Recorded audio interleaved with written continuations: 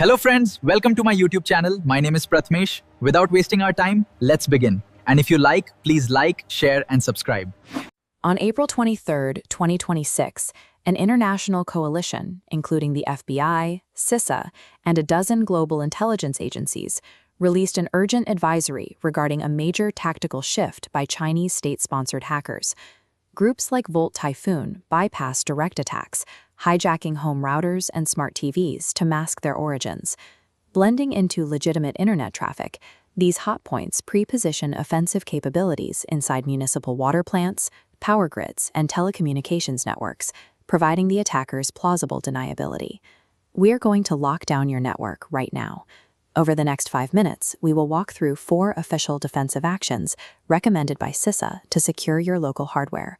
Securing a small office router serves as a frontline defense against disruptive, state-sponsored attacks on civilian infrastructure. Step 1 is establishing visibility. Open a standard web browser, type in your router's local IP address, and log in to the administration dashboard using your credentials. Once inside, navigate to the specific menu that lists your connected devices. Depending on the manufacturer, this will typically be labeled Attached Devices or the DHCP client list. Your immediate goal is to identify and document every single phone, computer, security camera, and smart plug currently communicating on the network. Review this list line by line. If you spot any unrecognized device, use the system's MAC address filtering tool to block it immediately. You cannot detect unauthorized lateral movement if you do not know the normal state of your own environment. Creating this baseline map is the mandatory first step for defense. With visibility established, navigate to the System Administration tab and change the default administrator password to a secure, unique phrase. Next, locate the System Maintenance section. Initiate a check for the latest firmware updates and tell the router to apply the patch. Do not touch the power supply while this process runs. Interrupting the power during a firmware update will permanently destroy the router. Expect a temporary 2-minute internet outage while the system reboots. Afterward, check the dashboard to confirm the firmware is up to date. Go to your security settings to activate the Stateful Packet Inspection, or SPI firewall, flipping it to the active position. If your hardware offers dynamic threat feeds to block malicious sites, turn those on as well.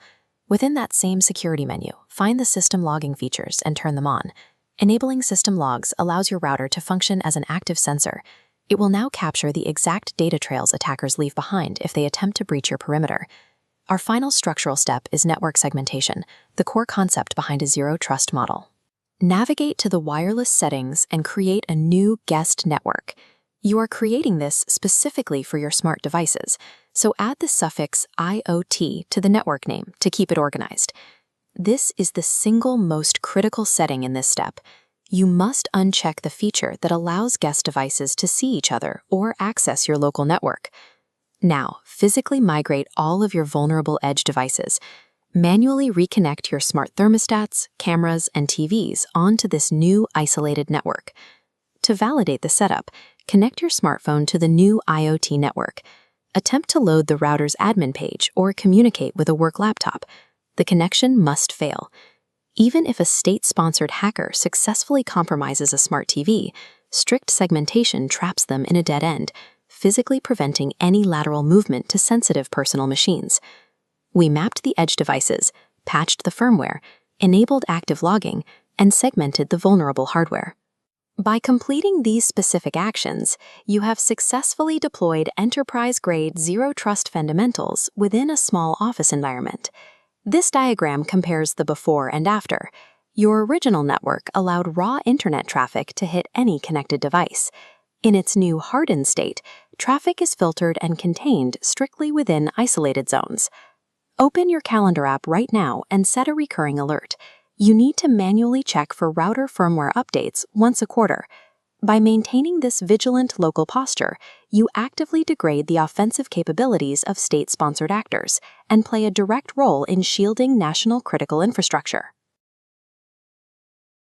On April 23, 2026, 12 international cyber agencies, including CISA, the FBI, and the NSA, issued a joint warning.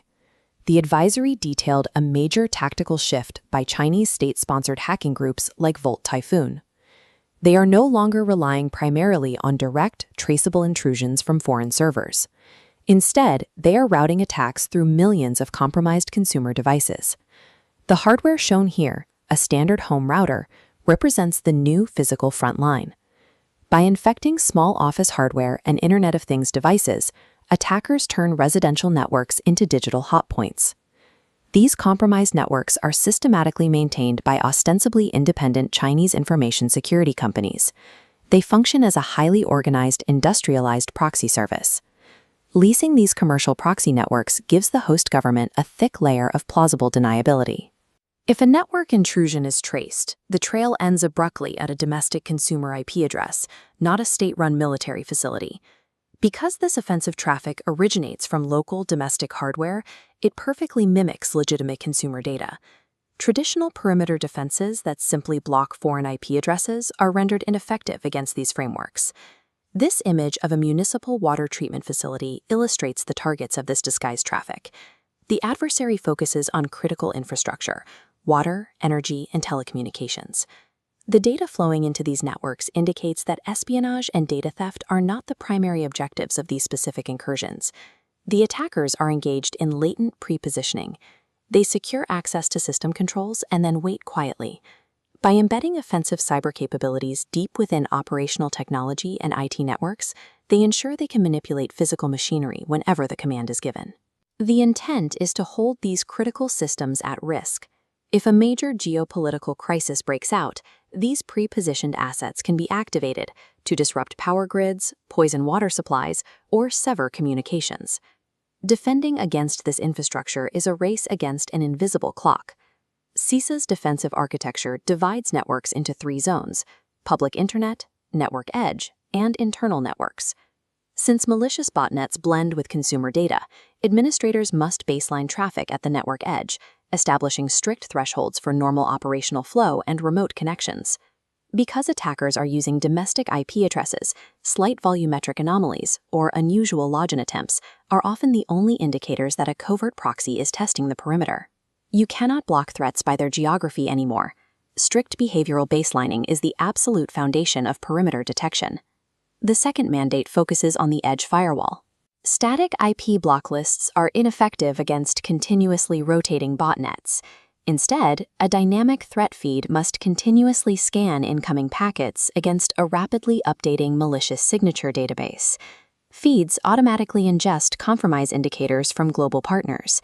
Instantly, connections from newly identified compromised nodes are flagged and terminated before reaching the authentication gateway.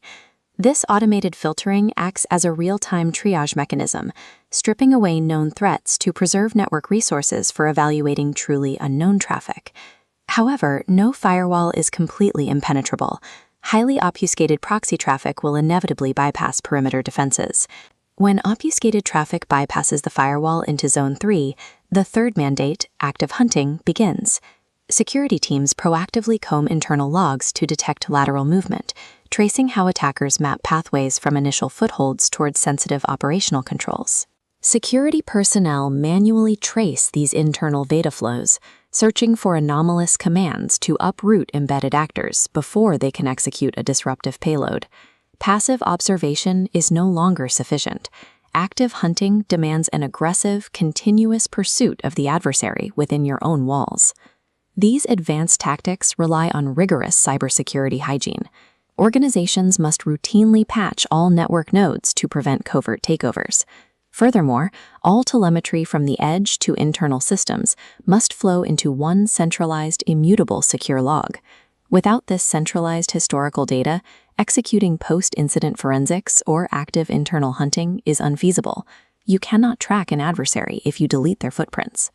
This builds toward the ultimate mandated goal, a full zero-trust model. Operating under the assumption the network is already hostile, strict micro-segmentation forces every user and device to continuously re-authenticate before crossing between internal nodes. By severing implicit trust pathways, breaches are tightly contained. A single compromised workstation cannot result in the catastrophic failure of an entire physical facility. The state-sponsored threat model has matured. attackers have moved past direct strikes from government servers, replacing them with industrialized, deniable proxy networks routed through everyday consumer hardware. They are using this camouflage to silently preposition themselves inside the systems that control our water, power, and communications. Discovering them before a geopolitical crisis escalates is a critical national security imperative. Neutralizing this threat requires rigorous execution of a four-part defense: meticulous edge mapping, dynamic threat filtering, relentless active hunting, and strict zero-trust architecture. Defending critical infrastructure today means abandoning the illusion that a strong perimeter is enough. The edge is everywhere, demanding total internal visibility and continuous verification.